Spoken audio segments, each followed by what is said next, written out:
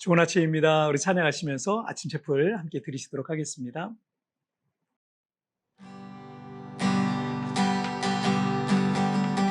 이 세상 가장 아름다운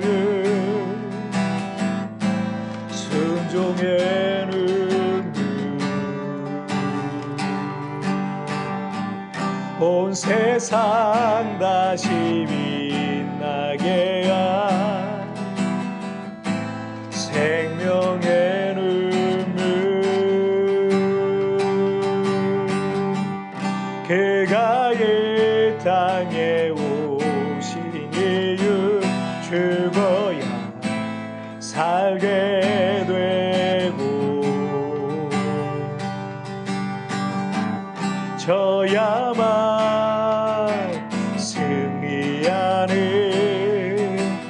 놀랍고 영원한 셈비, 지으신 그대로 회복시킨 우리의 창조주 그리스도, 십자가의 길로 아버지 뜻 이루셨네.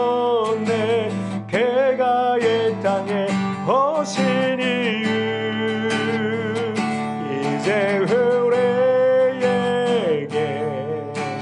맡겨진 그 소망, 그 사랑, 그 생명,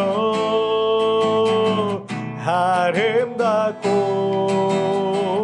눈부신 십자가의 길, 우리가 이 땅에 살아간 이유.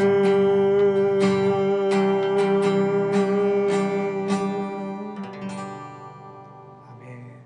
자, 우리 같이 기도하시겠습니다. 하나님 아버지, 감사합니다. 예수님이 이 땅에 오신 그 이유를 오늘도 묵상합니다. 오늘도 예수님을 바라보며 우리에게 주어진 삶을 승리하길 원하오니 주님, 나를 붙잡아 주시고 오늘도 말씀으로 나를 비춰주시고 새롭게 하여 주옵소서. 감사하며 예수님의 이름으로 기도하옵나이다. 아멘. 오늘 우리에게 주신 하나님의 말씀은 요한복음 3장 16절부터 21절까지의 말씀 제가 봉독해 올리도록 하겠습니다. 하나님이 세상을 이처럼 사랑하사 독생자를 주셨으니 이는 그를 믿는 자마다 멸망하지 않고 영생을 얻게 하려 하심이라. 하나님이 그 아들을 세상에 보내신 것은 세상을 심판하려 하심이 아니요 그로 말미암아 세상이 구원을 받게 하려 하심이라. 그를 믿는 자는 심판을 받지 아니하는 것이요 믿지 아니하는 자는 하나님의 독생자의 이름을 믿지 아니하므로 벌써 심판을 받은 것이니라. 그 정죄는 이것이니 곧 빛이 세상에 왔으되 사람들이 자기 행위가 악함으로 빛보다 어둠을 더 사랑한 것이니라. 악을 행하는 자마다 빛을 미워하여 빛으로 오지 아니하나니 이는 그 행위가 드러날까 하며, 진리를 따르는 자는 빛으로 오나니 이는 그 행위가 하나님 안에서 행한 것임을 나타내려 함이라 하시니라. 아멘. 요한복음 3장 1절부터 21절까지는 예수님과 니고데모와의 만남과 대화를 다루고 있습니다.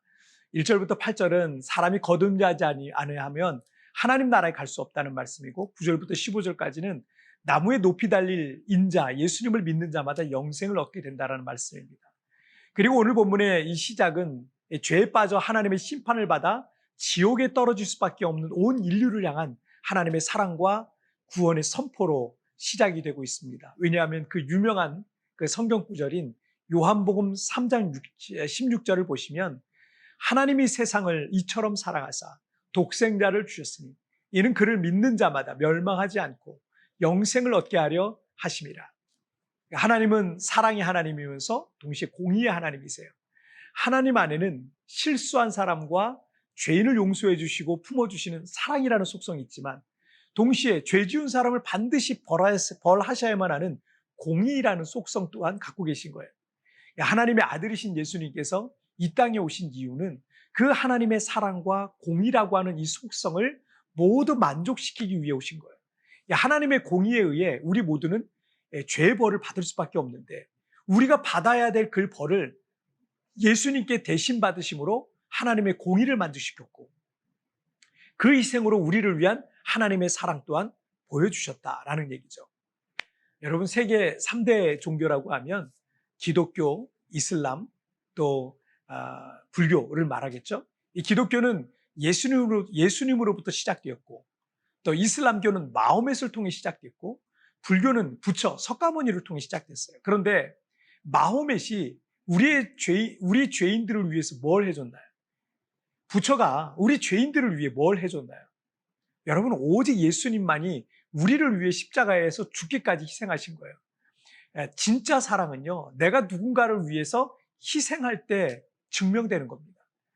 18절 말씀을 보시면, 그를 믿는 자는 심판을 받지 아니하는 것이요 믿지 아니하는 자는 하나님의 독생자의 이름을 믿지 아니하므로 벌써 심판을 받은 것이니라.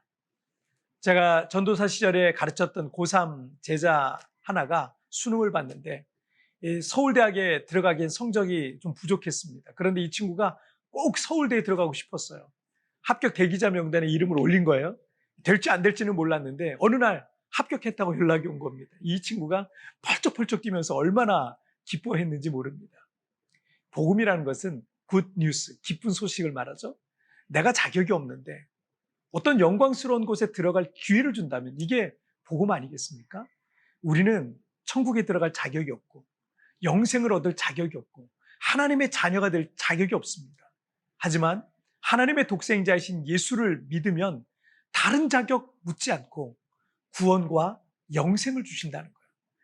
여러분, 그래서 이것을 복음이라고 말하는 것입니다. 그런데 이 복음을 거부하는 사람들이 있습니다. 19절과 20절 말씀을 보시면, 정죄는 이것이니 곧 빛이 세상에 왔을 때 사람들이 자기 행위가 악함으로 빛보다 어두움을 더 사랑한 것이니라. 악을 행하는 자마다 빛을 미워하여 빛으로 오지 아니하나니 이는 그 행위가 드러날까 함이요. 이 구절에서 왜 사람들이 예수님을 거부하고 믿지 아니하는지 그 이유를 말씀하고 있습니다. 밝은 빛 아래에서는 모든 어둠의 일들이 다 드러나게 되어 있는 거예요. 요즘 어떤 유명한 국회의원이 자신의 여성 비서관에 대해서 성추행을 했느니 안 했느니가 계속 논란이 되고 있죠. 이 쌍방간의 고소와 고발이 이루어졌으니까 조만간 그 사건의 진위가 모두 드러나게 될 겁니다.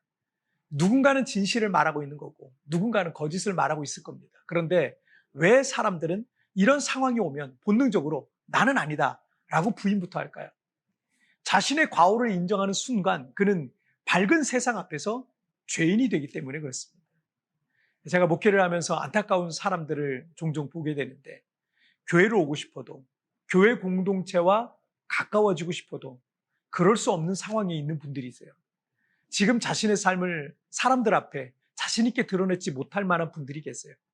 내가 이런 일을 하면서, 내가 이렇게 살면서 어떻게 교회를 다니고 하나님을 믿는다라고 할 수 있을까라는 이 생각이 드는 거예요. 참 양심적이신 분이시고 좋은 분이시죠. 그러다 보니까 아예 교회를 안 오시는 거예요. 그래서 예수님과 복음을 계속 거부하고 있는 겁니다. 그러나 예수님은 죄인들을 구원하러 이 땅에 오신 겁니다. 성경에서도 죄인과 세리와 창기와 같은 이들에게 예수님이 찾아가셨고요. 그들의 손을 잡아 일으켜 구원해 주신 겁니다. 저는 그분들이 조금만 용기를 내서 주님의 그 손을 붙잡을 때 그분들이 빛으로 나아갈 수 있게 될 것을 믿습니다. 자, 21절을 보시면, 진리를 따르는 자는 빛으로 오나니 이는 그 행위가 하나님 안에서 행한 것임을 나타내려 함이라 하시니라. 빛은 모든 어둠을 밝혀서 우리의 죄를 드러내지만 의사 앞에 상처가 드러날 때 치유될 수 있는 거예요. 때문에 빛 대신 주님 앞에 부끄러워도 용기를 내서 나가야 되는 겁니다.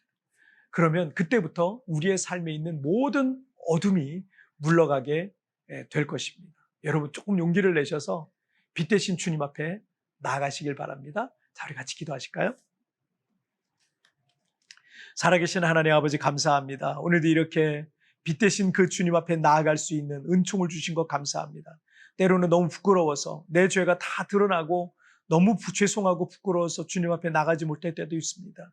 그러나 빛 대신 그 주님 앞에 나갈 때 마치 환자가 의사에게 자신의 환부를 보이듯이, 그래야 치료될 수 있는 것처럼 주님 앞에, 빛 대신 주님 앞에 나의 어둠의 환부를 보여드리고 주님의 손으로 어루만져 주셔서 나를 고치시고 온전케 하여 주옵소서. 오늘도 나와 함께 하시고 나를 붙드실 그 주님을 찬양하며 예수님의 이름으로 기도하옵나이다. 아멘. 여러분 티편에 나오는 오늘의 묵상 보시면서 개인적으로 묵상하시고요. 짧게라도 뜨겁게 기도하시면서 오늘 하루 주님과 동행하시길 바랍니다. 내일 우리 채플에서 여러분 또 찾아뵙도록 하겠습니다. 여러분 승리하세요.